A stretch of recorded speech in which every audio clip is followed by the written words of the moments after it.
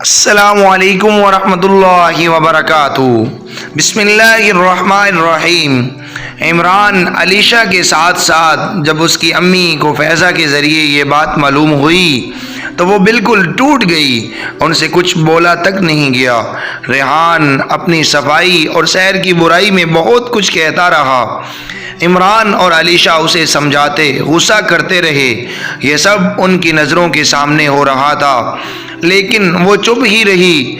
अम्मी फैज़ा उन्हें सदमे में देखकर अफसोस से बड़े लहजे में पुकारा, तुम्हारे अब्बू ने बस यही चाहा कि तुमसे हमेशा साथ रहो, उनके मरने के बाद भी।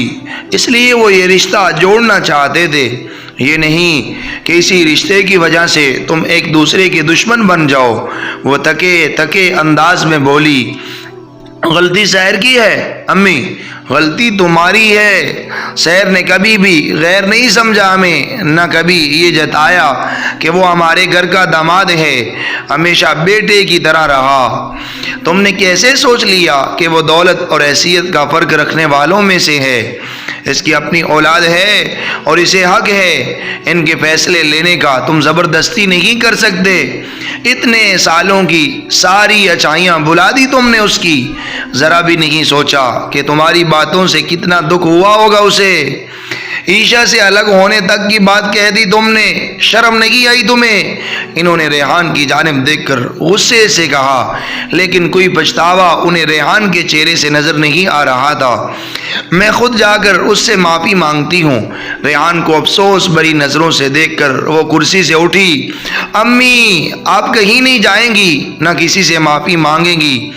रेहान ने उन्हें रोकते हुए कहा, रेहान ये बताओ कि तुम आखिर चाहते क्या हो? इमरान ने गुस्से से कहा। उसका इरादा हरगिज़ भी सुलह का नज़र नहीं आ रहा था। मैं किसी को कोई सफाई नहीं देना चाहता, जो मुझे गलत समझता है समझे, मुझे कोई फ़र्क नहीं पड़ता। ये बात उसने बरह रास्त इमरान के लिए कही थी। अब तक जो साहिर की साइड लिए उससे लड़ रहा था, उसके बदले में ईशू से भी कोई फ़र्क नहीं पड़ता तुम्हें? मैंने बहुत कोशिश की उसे समझाने की, मगर उसके लिए अपने भाई की कोई अहमियत नहीं थी। उसने मेरा साथ नहीं दिया, अब मुझे उससे भी कोई लेना देना नहीं है। वो रुख फेर कर बोला, और अपनी माँ से लेना देना है तुम्हें, या वो भी नहीं है? अम्मी ने हैरान होकर चंद लम्हे अपने समझदार बेटे को देखा, जो हाल ही में जाने कैसे इतना बदल गया था। उनकी आंखों से आंसू बहने लगे। आप परेशान मत होएं अम्मी, मैं सहर से बात करूंगा। किसी एक की गलती की वजह से सहर का इस घर से रिश्ता नहीं टूटेगा। रेहान की जानिब देखकर उसने उन्हें दिलासा देते हुए कहा, मैं हाथ जोड़ता हूँ तेरे आगे, इस टॉपिक को बंद कर दे। मैं जानता हूँ मैं जो कर रहा हूँ वो सही है या गलत है, प्लीज़ तू इंटरफेयर मत कर। इमरान ने उसे बहुत समझाने की कोशिश की, लेकिन वो कुछ सुनने को तैयार ही नहीं था। आइजी से कहता अपनी चेयर से उठ गया, हाँ मैं तो तेरे लिए कोई हूँ ही नहीं, ना तेरे मामले में इंटरफेयर कैसे कर सकता हूँ। फिर इमरान तो समझ नहीं रहा है, उसने जो किया बहुत गलत था। मेरी बर्दाश्त के बैर तुझे हो क्या गया है साहिर? तुझे रेहान की बातें दुख रही हैं, उसके इल्ज़ाम दुख रहे हैं, लेकिन तुझे ईशू नहीं दुख रही। उसका नहीं सोचा तूने? उसे अच्छा लगेगा ये तेरी दुश्मनी निभाना, वो भी उसके अपने भाई से? ये फजूल की बातें करके तो ईशा को मेरे खिलाफ भड़का रहा है। सुबह ईशा के सामने भी उसने यही बात कही थी। तब ईशा का चेहरा देखकर उसे बहुत बुरा लगा था, और इमरान की बात पर उसे गुस्सा भी बहुत आया था, और वो खामोशी से बाहर निकल आया था। लेकिन अब ऑफिस आकर भी इमरान उससे वही बात कर रहा था। इमरान को बहुत हैरत हुई कि उसका दोस्त उसे इतना गलत समझ रहा है। हाँ, भड़का रहा हूँ, दुश्मन है ना तो मेरा है, तो दुश्मनी तो किसी तरह निकालनी है ना, इसलिए भड़का रहा हूँ। बोल क्या करेगा? इमरान ने उसकी बात पर गुस्से से कहा।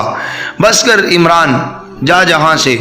वो झुंझला कर बोला, तेरी इना तुझे कुछ सही सोचने नहीं दे रही, गलती रेहान की है, लेकिन सजा तू सबको दे रहा है।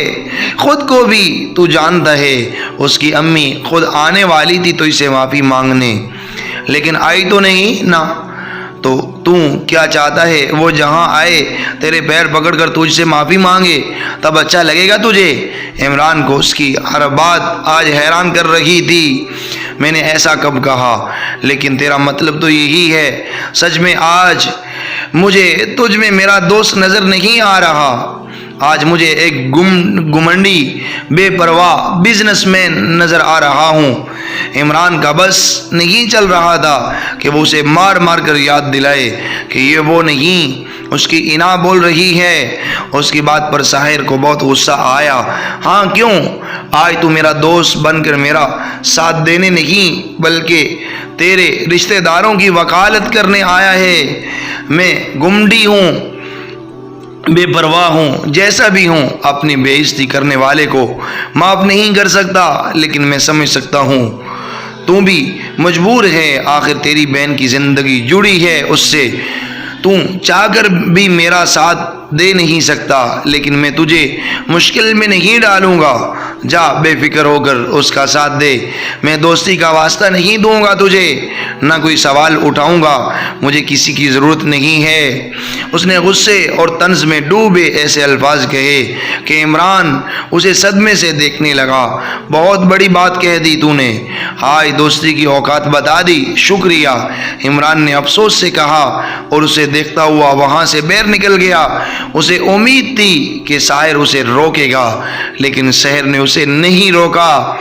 उन सब के दरमियान एक दीवार खड़ी हो गई थी, इना की दीवार, जो कोई आगे बढ़कर तोड़ने को तैयार नहीं था, जिसकी वजह से रिश्ते बिखर गए थे, दोस्ती छूट गई थी, प्यार हार गया था। ईशा ने सब्र कर लिया था, शहर के लिए वो इसे छोड़ नहीं सकती थी किसी भी सूरत, इसलिए उसे अपने भाई अपने मैके को छोड़ना पड़ा। अपनी अम्मी से वो फ़ोन पर बात कर लेती थी, लेकिन उसने ये महसूस किया था कि साहिर ये भी पसंद नहीं करता। इसका बर्ताव इतना अजीब होता कि वो डर जाती, इसलिए उसने ये भी बहुत कम कर दिया। बिना उसके कहे साहिर ने हमेशा के लिए लंदन जाने का फ़ैसला किया था। वो अपना सारा बिजनेस लंदन में शिफ्ट करके वहाँ रहने का इरादा रखता था, और ईशा से इस बारे में जब पूछा तो उसने हमेशा की तरह हाँ कर दी थी। कभी कभी प्यार करना भी मुसीबत बन जाता है, हम कैद हो जाते हैं खुद ब खुद किसी और का सोचते सोचते, अपना सोचना भूल जाते हैं। वो अपनों से दूर तो पिछले कुछ महीनों से ही हो चुकी थी, लेकिन अब बहुत दूर होने वाली थी। वो बस चंद आंसू बहा सकती थी। वो बच्चों को खुद स्कूल से लेने जा रही थी ताकि उन्हें स्कूल से निकालने की सारी कार्रवाई कर सके। आज उनका इंडिया में आखिरी दिन था। पुप्पो वो आयशा की क्लास से होकर समर को इशारे से बुलाती ऑफिस की जानिब बढ़ी थी। जन्नत ने आकर उसका हाथ पकड़ लिया और उसे जोश में पुकारा, जन्नत आप घर नहीं गई? बेटो, ईशा ने झुककर उसे प्यार किया। पापा तो आए ही नहीं अभी। जन्नत मासूमियत से बोली, आ जाएंगे, किसी काम में रह गए होंगे। मम, हम लोग प्लेन में कब जाएंगे? समर भागता हुआ आया और ईशा से लिपट गया। वो बस मुस्कुराई, तुम प्लेन में जा रहे हो, वो बड़े वाले? जन्नत हैरानी से आंखें बड़ी करके बोली, हाँ, हम प्लेन से उड़कर लंदन जा रहे हैं। माम, हम जन्नत को भी ले चलेंगे क्या अपने साथ? समर ने जन्नत को बताने के बाद ईशा की जानिब देखा। हाँ बुप्पो, मुझे भी आपके साथ चलना है। जन्नत खुश होते हुए बोली, जन्नत बेटो, आप हमारे साथ नहीं आ सकती, आपको यही रहना है अपनी मम्मी पापा के साथ, दादी के पास। ईशा ने उसे समझाया, और आप नहीं रहेंगी हमारे साथ, हम फिर पिकनिक में गेम कैसे खेलेंगे मम्मी पापा तो खेलते नहीं, आप कब वापस आओगे पुप्पो। जन्नत नानी सूरत बनाकर उसे देखने लगी, मैं जल्दी वापस आऊँगी और जब तक मैं नहीं आ जाती तब तक आप गुड गर्ल बनकर रहोगी, मम्मा पापा और दादी की हर बात मानोगी और सबका बहुत ख्याल रखोगी। ओके। ईशा ने प्यार से उसके गाल पर किस की। ओके पुप्पो। वो उसकी बात मानते हुए बोली, मेरी प्यारी बेटो। ईशा ने उसे सीने से लगा लिया। तुम तीनों यहीं रुको, मैं अभी आती हूँ। वो अकेली ही ऑफिस में चली गई। बच्चों को सोफे पर बिठाकर, समर तुम चले जाओगे, तुम चले जाओगे तो मैं शादी किससे करूँगी।